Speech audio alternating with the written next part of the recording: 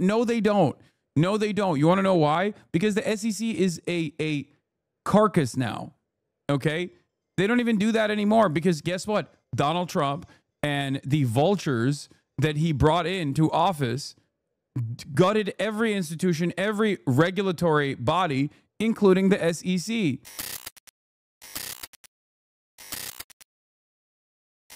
You're going to give me anxiety moving away from the vote like this right as the gap narrowed? Dude, what? Dude, here. What anxiety? What do you... It's over, okay? It's GG's. GG no re. You feel me? Here, we'll just tune into Fox News and here. And they were just barely hanging on. That they were really just trying to make sure they could get this and then get to the 4th of July event. The Tea Party caucus buckled. The Freedom Caucus, the Freedom 207 yays, 209. The Tea Party caucus buckled. Okay. Still look like we're just a few votes shy, 7 votes of the, they buckled. 9 votes shy of that magic number. We're doing the math in real time. We go into journalism, so we don't have to do math. So I apologize if my counting is off. But the all indications here that Speaker Johnson is still on track for the victory. I saw a White House aide just a minute ago walk by, and I've been bugging this guy all day, and I've just said, Freedom Caucus is real. We'll see. All right, So you know what? Fuck it. I'm blasting it. As cautiously optimistic as they can, Sandra. But as Speaker Johnson made it very clear, he was going to get this to the president's desk and ready for the president's pen at any moment. Fair enough. We heard that confidence from him. We heard that confidence from Kevin Hassett, who advises the president on the economy at the White House, top of the hour. He said he's 100% sure that this will go through. Mark Meredith, we're watching the count. 208 yays now for the Republicans on the House floor. Couple minutes left in voting. Trey Gowdy, want to bring you back in here. Mark, jump back in if you get a lawmaker who walks by you fresh off their vote. We'll certainly welcome their thoughts.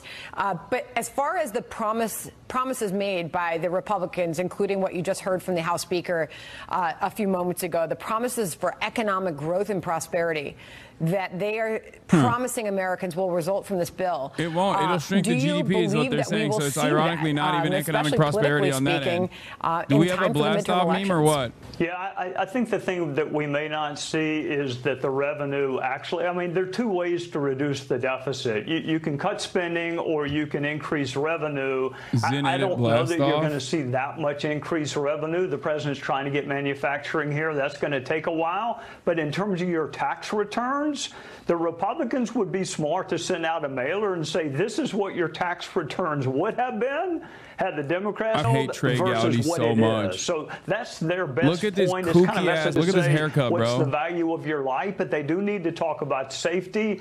The number that matters there is the 9, not voting 9. Now, they're in their offices, they're working their way over, or they're on the phone with James Blair and the White House, Susie Wiles, saying, okay, we lost this round. Can you help us with X in the future? But there's not a chance in the world Mike Johnson is going to put this bill on the floor if he doesn't have the votes. Yeah, these guys are great vote counters. You don't put a bill on the floor unless you know it's going to pass. That's the game on Capitol Hill. And Trey, you talked a little bit about what I just realized? Donald Trump wanted to cut Medicare or wanted to cut Medicaid and end Obamacare his first time around, and it literally didn't pass because of John McCain, and he hated John McCain every step of the way. And I just realized it's over. Like they just passed a bill that guts Medicaid in its entirety. It's done. It's over. In South Carolina, if that's Ralph. Okay, Trey, it's Fitzpatrick from Pennsylvania. Who did vote against the procedural vote in the middle of the night as well. So that's Brian Fitzpatrick in a very moderate district. I believe President Biden won his district in 2024. But Trey, go ahead, RIP to people who are on SNAP. Yeah, I think the thing with the deficit, what drives our deficit and our debt's mandatory spending. And I've sat through many State of the Union addresses where it just didn't come up because it's not politically popular. Paul Ryan ran on entitlement reform, and they ran ads with him pushing Granny off a cliff in a wheelchair. So everybody talks about debt and deficits, but it's much more popular to spend than to cut. So I don't until there is. Dude, he's talking about it like it's this is a fantastic accomplishment. He's like, it's much more popular to spend than to cut. He's right, which is crazy. But he's literally talking about expenditures for people, like life-saving expenditures for people.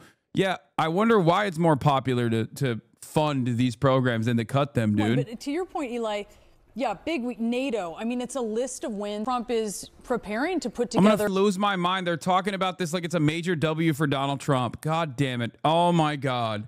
These people are so incredibly stupid. They are so dumb. Everyone is so stupid. They just, another great victory for Donald Trump.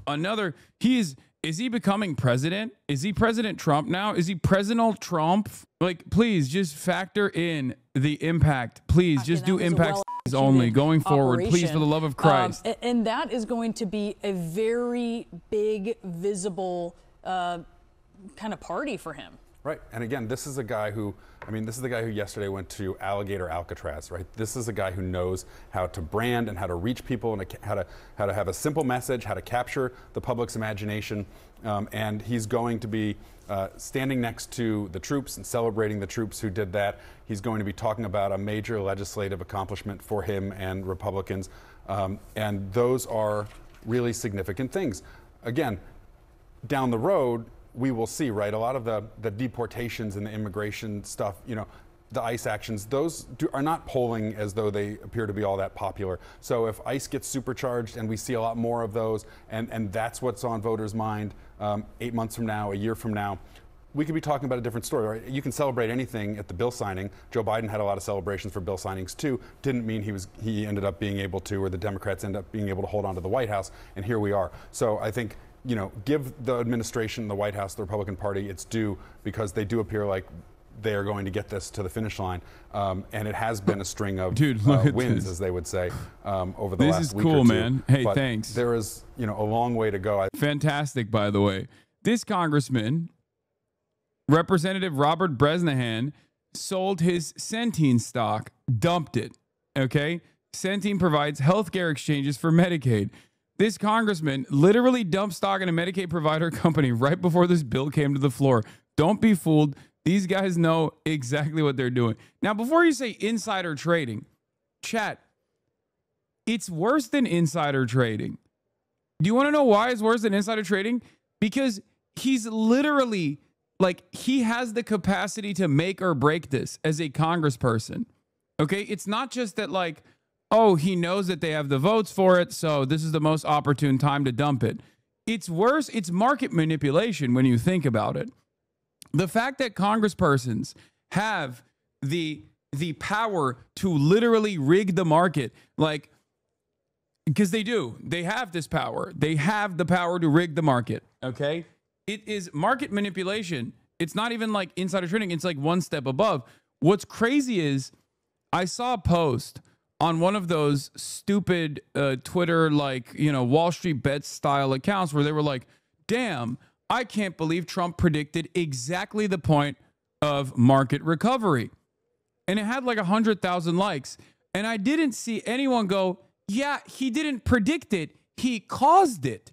It was showing it was showing the stock market dip, and then Trump going, buy now. This is the best time for you to buy. And then the stock market goes back on a rally, right? And now it's finally recovered back to the point it was at before Donald Trump talked about the tariffs. And it's like, thank God someone actually responded to it, because this is what I saw. And it's like he literally called the bottom. And I was like, yeah, I wonder why he called the bottom. Yeah, because he's the president. He didn't call the bottom. He created the bottom. And then he literally tweaked the faucet that was making the market bottom out. And right before he tweaked the faucet, he said, great time to buy. Are these people that dumb? Are they this stupid? I guess the answer is yes. Thank God someone responded to it and said, wait, why does this have 32K likes? Law? Of course he called the bottom. He caused the bottom, and then he decided to end it. Guy who single-handedly destroyed the economy tells everyone he is done destroying the economy. Anyone else does this and the SEC rails their brains out? No, they don't. No, they don't. You want to know why? Because the SEC is a carcass now, okay? They don't even do that anymore because guess what? Donald Trump and the vultures that he brought into office gutted every institution, every regulatory body, including the SEC. yes, in a functioning government, the SEC is supposed to go, hold on, what do you mean? This is like all of this stuff is doesn't seem too legal to me. I think what's one of the craziest parts about all of this is that like there is an enshittification of government. Like everything is just getting worse and worse year over year in a way that like even dumb guys can kind of understand. And I guess at that point you have two options. You either lean into it and you go, nah, this is actually funny, lol, you, or you just go, yeah, this is really messed up. I'm checking out. You know, I'm tapping out. I don't want to participate in this. I don't want to pay attention to this. I am not interested in this at all. You know? And so, yeah, if Democrats win the midterms, and you know, we have seen over and over again that the voters that turn out for Trump in a presidential year are not necessarily going to turn out for, you know, in those competitive races. The House passed it. The House initially came out with deep cuts, slammed it over to the Senate. The Senate literally added additional cuts that were even worse than the House's initial cuts. Then they passed it back to the House. The House said, okay, but this still has ginormous deficits. Maybe we won't vote for it because you have the Tea Party contingency within the Republicans who are like supposed to be quote unquote deficit hawks. They're not, obviously. They turned around and they said they voted on it. Okay. So now it's going to go to Donald Trump's desk and he's going to sign it and he's going to make a big show of it. And every dumb guy, get ready for every moron whose parents are going to, okay, every stupid person that you know that is currently watching, like tuning into like the Asmongold broadcast to be like, oh, what are the talking points? Like every single person whose grandparents rely on Medicaid for long-term nursing home care, for their grandparents now have to, I guess, do additional paperwork once a month. And if they don't, they're kicked off that coverage. And what happens then? What happens to people that don't have Medicaid? It's already an insane process to qualify for this stuff.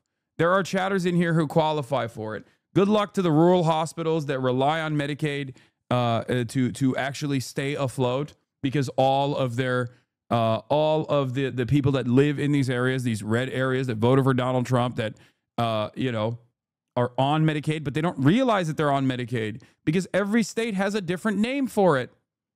Like, that's the other side of the story. People don't even realize that they're on Medicaid. They think, oh, I don't have Medicaid. I have, like, you know, Arkansas Care or whatever the f it's called, right? So they, in their minds, they think, oh, that's a totally separate thing. I'm fine. It's like, no, dude, you're cooked.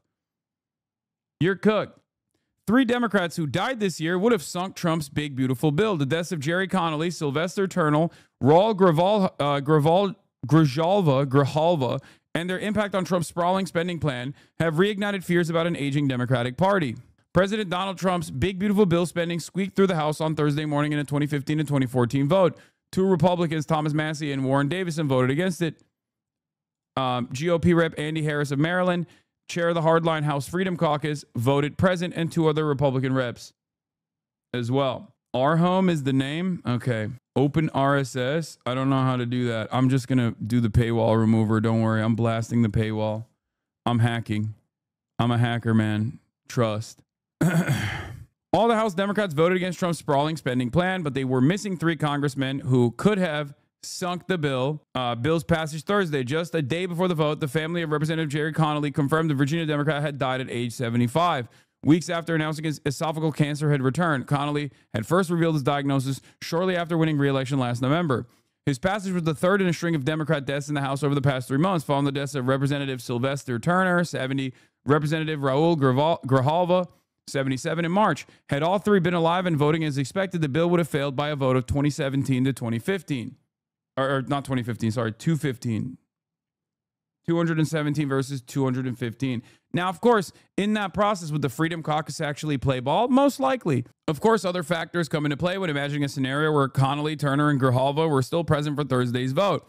In the frantic days leading up to the vote, several House Republicans threatened to oppose the bill over issues like the state and local tax deduction cap, only to ultimately fall in line. It's impossible to say whether Massie, Davison, and Harris would have still withheld support if they didn't believe the bill could prevail without them. Still, Connolly's death has reignited concerns about the Democratic Party being run by a gerontocracy with few signs of the generational change needed. wake of the party's crushing defeat in the 2024 election. Fitzpatrick and Massey were the only no votes. This is when the bill was first passing, for the record. This is when the bill first passed the House of Representatives and made its way to Senate. How many Republicans have died? Evil never dies. I mean, or I guess evil only dies if they're on the Democratic side, okay? But yeah, it's passed. It's over. The new agenda, the mega bill is now in motion. Now, there are a lot of unique things that the Republicans did that a Democratic Party could potentially take advantage of, but I'm holding my breath. I'm not holding my breath on waiting for the Democrats to take advantage of that. A new calculation trick that they implemented was the idea that the pre-existing tax cuts that were supposed to expire, okay, should not be factored into the deficit and should be made permanent. That was the new math that they decided to apply, which is just bullshit, okay? It's not how this works, obviously. There's a reason why those tax cuts are calculated in the way in 10-year increments. That is because they have to pass the CBO estimations, and they also have to pass a budget reconciliation, a more rigid analysis that budget reconciliation has. And that's the reason why they sunset those. That's the reason why tax cuts are slated to sunset. And now they've made that permanent with a simple vote in the Senate. They just rammed it through. They were like, this technically doesn't impact the deficit because it's already pre-existing tax cuts. Okay? The filibuster obviously is a silly tool that doesn't work because you have the budget reconciliation that was the modus operandi in the past multiple administrations at this point, because it's the only way you can get a majority vote to win shit, to pass shit. And yeah, in spite of all of it, in spite of it all, they did it. They did the damn thing. Trump was able to whip the votes. ICE is going to go ham this weekend 100%. Oh, for sure. Do you think America is still robust to weather this? What? No, I think this is horrible. You are not aware of the Dems game? Yeah, he did it, dude. He did the dang thing. My goat. This is called sex appeal, okay? I don't want you, ladies, look away. You are not going to be able to pay attention to politics any longer because I'm showing you the sexiest man in Congress, a big badass over here. Yes, and also, of course, some of the Republicans that went no turned yes because they got assurances about future promises down the line. It's bullshit. They were going to do that anyway. There was never a point where they were not voting on this, okay? Please, make no mistake. It's the same as Lisa Murkowski. Oh, Lisa Murkowski is very concerned. She's a moderate after all. She cares about Alaska. What happened? They always fall in fucking line. You know who never falls in line? The goddamn Democrats, dude. The fucking Democrats. They never fall in line. Democrats have comprehensive agenda items. They have all of these things that they promise during the campaign trail, during the election cycle. And then when push comes to shove, when they actually have to act, Kyrsten Sinema, Joe Manchin, Maggie Hasan, there are a million fucking Democratic senators and Democratic congresspersons that love to play the role of a spoiler. Republicans do not have this same predicament. Maybe they have Massey and they have Rand, okay? They have Rand Paul in the Senate and Thomas Massey in the House of Representatives, but that's pretty much it. All of the other stuff is just a back and forth. All of the other stuff is just silly back and forth, like a little bit of drama. Just remember that. A Dem takes office. It takes them 4 years to pass the We Love You bill, which grants a one-time $1,200 loan to black small business owners. Every time a Republican is in office, day one, they pass all the encompassing nasty motherfucker act that kills every living thing on God's green earth. It's true. It's true. We fucking hate you and we're going to kill you act passes in record speed time, okay? It's every single time Republicans come into office, it's like, we fucking hate you and we're going to shoot you in the head act. And it's like, the act itself is, we fucking hate you, we're going to shoot you in the head, melt the working poor legislation, passes in alarming speed. Okay, you've never seen it. It fucking it gives you whiplash. Yeah, this is Republican voters when Trump introduces the "fuck you, I hope you starve and die" bill. That's it. That's it though. Hey, there's a hit tweet from Twitter Mutual. That's where we're at every single dang time, by the way. This is how it always goes. This is how it always is. Okay? It's like, did it pass? Yes, it did. It did pass.